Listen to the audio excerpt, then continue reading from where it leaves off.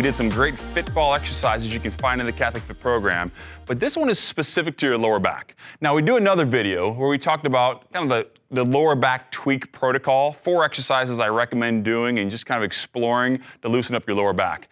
This is more of a warm-up for when you're going to go out and exercise, or again, I know a lot of friends who have thrown out their back, coaching 3rd grade basketball practice. So it might be something to do when you get home from work before you head off to coach, okay? Or if you have your own game, all right?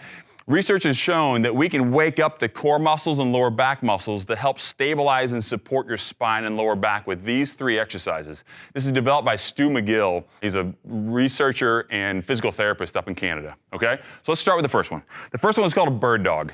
A bird dog is an exercise we do all the time to warm up everyone we coach. Athletes, general populations, everyone from an 18-year-old hockey player to a 40-year-old mom to an 83-year-old grandpa who just wants to stay fit with his grandkids, okay? So the first one is a bird dog. We start in a hands and knees position, and from this position, we want to rock a few times first just to make sure that our knees and hips are okay with that.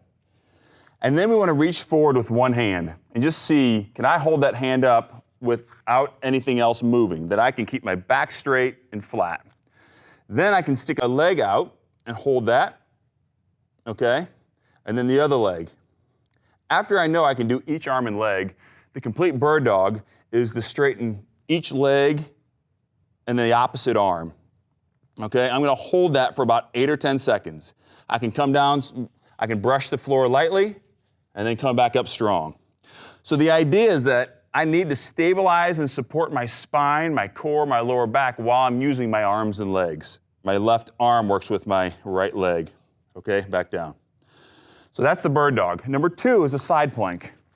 We can start on our knees and elbows, okay? And it's okay if your knees come forward a little bit. You can grab your shoulder here to support your shoulder. And we're just gonna bridge up, bring your hips up in the air, hold that for a couple counts, and back down. After you can hold that for about 20 seconds, then you can extend your legs. Your top leg is in front of your bottom leg, and you bridge up again. And hold that. Now don't come up too high there. Really try to keep your chest, your hips, and your heels in line, all right? Then you can stack your feet, come back up into that same side plank, okay? You would do that 20 to 30 second hold per side. The final one is a different kind of crunch. This one specifically to protect your lower back and to work your abdominal muscles. What we do is we lie comfortably like this. We're gonna straighten one leg.